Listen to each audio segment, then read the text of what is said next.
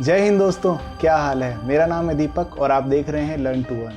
तो आज के वीडियो में हम जानेंगे टैली प्राइम के बारे में। टैली प्राइम में कैसे कंपनी क्रिएट की जाती है, टैली प्राइम में कैसे लेज़र बनाए जाते हैं, कौन सा लेज़र किस ग्रुप के अंडर में आएगा और नए जीएसटी सिस्टम के हिसाब से कैसे टैली प्राइम में जीएसटी इनेबल किया जाता है। तो चलते हैं, वीडियो को शुरू करते हैं।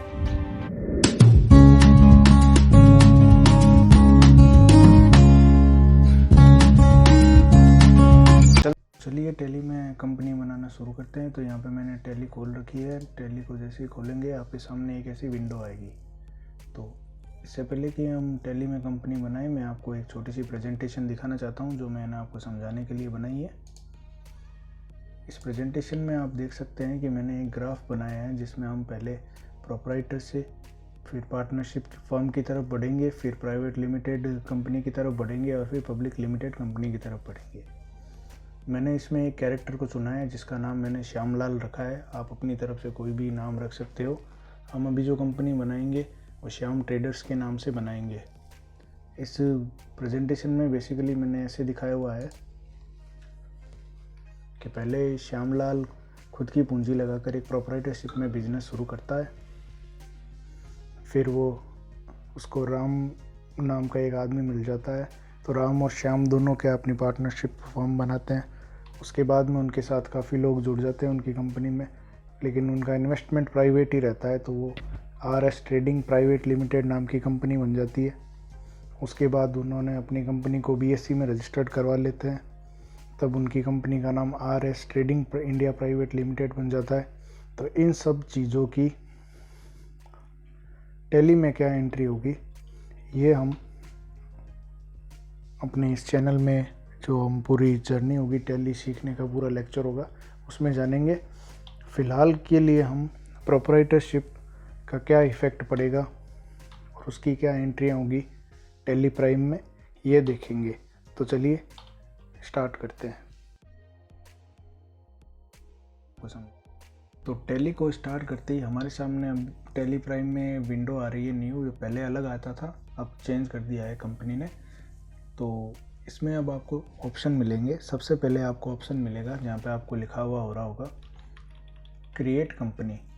सेकंड ऑप्शन आपको मिलेगा select remote company. Third option में आपको मिलेगा स्पेसिफाई पाथ और फोर्थ ऑप्शन आपके पास होगा सेलेक्ट फ्रॉम ड्राइव। तो जो डिफ़ॉल्ट जो ड्राइव होगी जब हम टैली इंस्टॉल करते हैं उस टाइम में जो आप रखना चाहे वो रख सकते हैं। बाकी आजकल, पहले तो उसमें कॉपी पेस्ट करके करना पड़ता था, बाकी आजकल इन्होंने नया मेथड दे दिया है कि आप कहीं पे भी ऐसे आप जा सकते हो, कोई भी ड्राइव में आप सीधा यहीं से स्विच कर सकते हो। इससे टैली ERP9 में क्या होता था, उसमें अपने को डाटा को कॉपी करके उसी फोल्डर में पेस्ट करना पड़ता था, लेकिन आजकल ऐसा नहीं होता। इसमें ये अच्छी बात दी हुई है, इससे काम करना आसान हो जाता है। तो चलिए कंपनी क्रिएट करते हैं। तो अपन कंपनी क्रिएट पर जैसे ही अपन एंटर दबाएंगे तो अपने ऊपर आएगा सबसे पहले कंपनी का डाटा पाथ। आप चाहे जो दे सकते हैं, मैंने अपना यहाँ पे ये दिया है। तो अब कंपनी का नाम क्या रखें, तो कंपनी का नाम जैसे मैंने आपको बताया था, मैंने एक कैरेक्टर ले रखा है श्यामलाल के नाम से, तो उसके नाम से अपन कंपनी क्रिएट करते हैं। तो मैं यहाँ पे लिख देता हूँ SHYAM श्याम ट्रेडर्स। उसका एड्रेस डाल देते हैं न्यू मार्केट बीकानेर, क्योंकि मैं बीकानेर में रहता हूँ इसलिए मैं बीकानेर में इसका एड्रेस डाल दिया। स्टेट बीकानेर कहाँ है, राजस्थान में।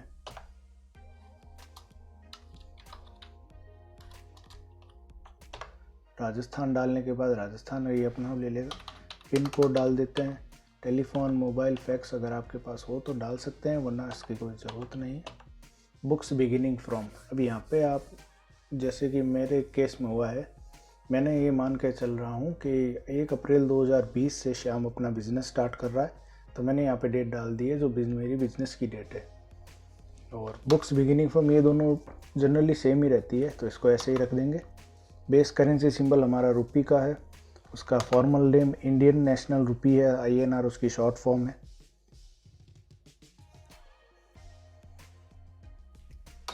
तो चलिए कंपनी को एक्सेप्ट करते हैं। यहाँ पे एक्सेप्ट का ऑप्शन आ रहा है। अब यहाँ पे एक्सेप्ट, पहले क्या होता था सीधा अपन होम स्क्रीन पे चले जाते थे, लेकिन टैली के नए वर्जन में क्या है, अब एक स्क्रीन और आ गई है आपके पास। कंपनी का नाम आपको यहाँ पे शो हो रहा है। उसके बाद में आपको अकाउंटिंग का पूछ रहे हैं, मेंटेन अकाउंट्स, आप यहाँ पे यस कर सकते हैं। इनेबल बिल वाइज, मतलब अपन भी बिल वाइज एंट्री करेंगे तो यहाँ पे भी यस रखेंगे। मेंटेन इन्वेंट्री, इन्वेंट्री का मतलब होता है कि आप प्रोडक्ट बाय प्रोडक्ट अगर इसमें रखना चाहते हैं तो आप इसको यस कीजिए, हम भी इसको यस करेंगे। इंटीग्रेटेड, यहाँ पे भी यस करना है। अब यहाँ पे देखिए ऑप्शन आ रहा है enable goods and service tax, जो अभी 1 जुलाई 2017 से इम्प्लीमेंट हुआ है, तो हमने भी इसको यस कर देते हैं।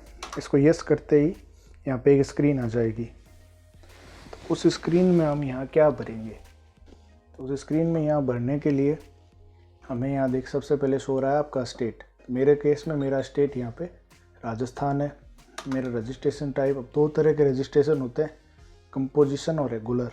ज़्यादातर रेगुलर ही रहते हैं, तो मैं आपको इसमें रेगुलर के बारे में बताऊंगा थोड़ा बहुत बाद में, जैसे हम जीएसटी के जब वीडियो बनाएंगे तब कंपोजिशन के बारे में और बता देंगे।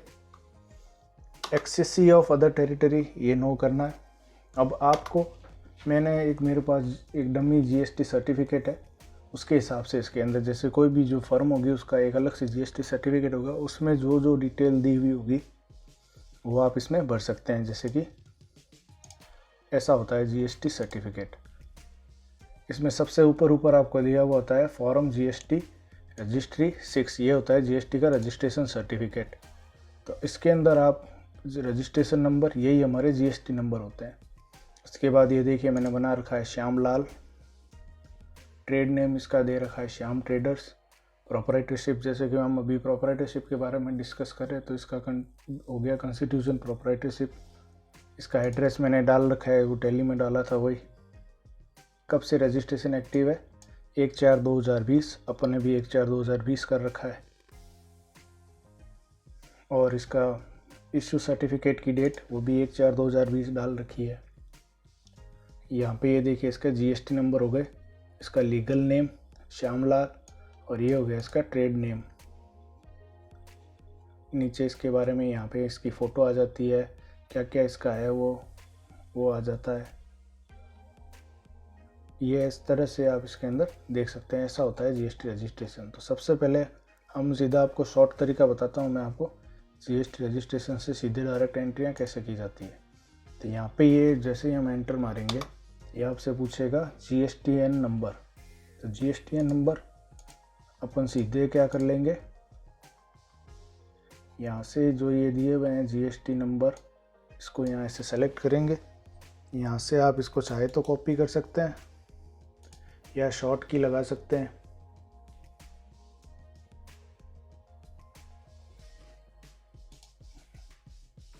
यहाँ आप इसको पेस्ट कर देंगे।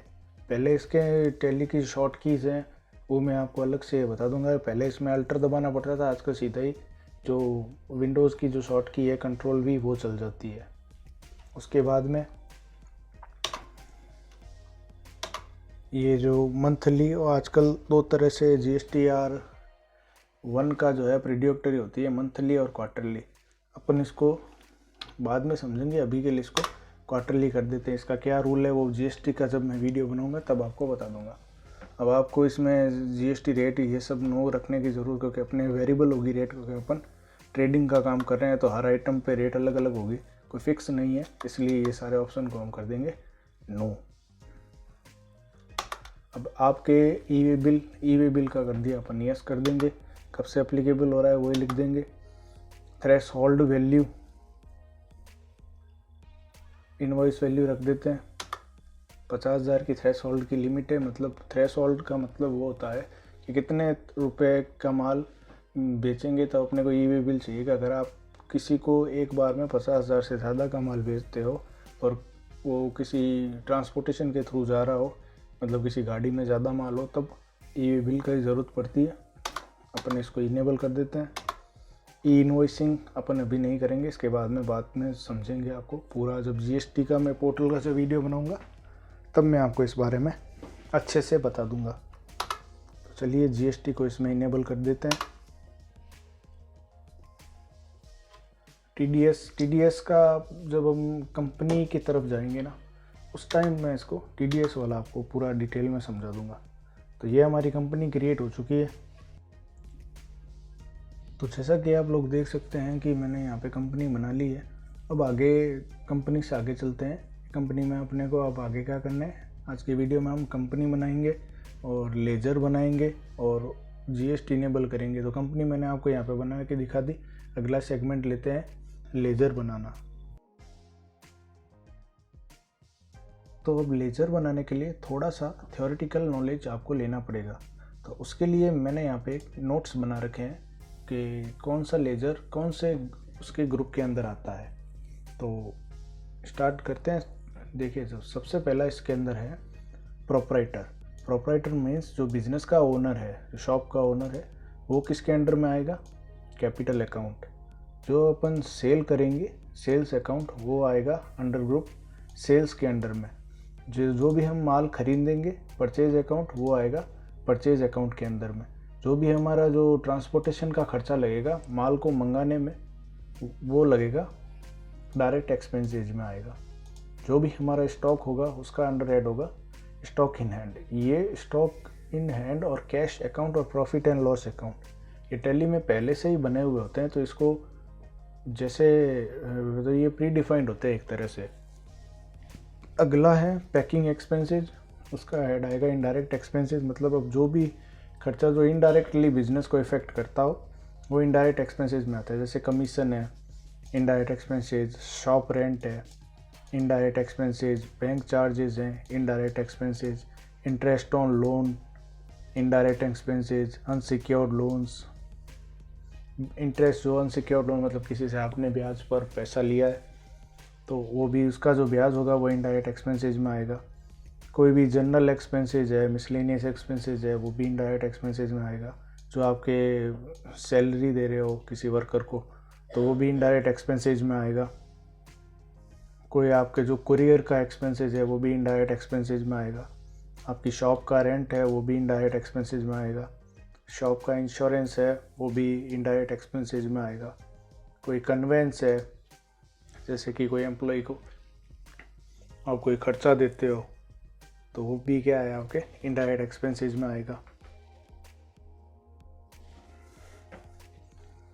और किसी को आपने डिस्काउंट दिया है कुछ माल पर, वो भी आपके इनडायरेक्ट एक्सपेंसेज में आएगा।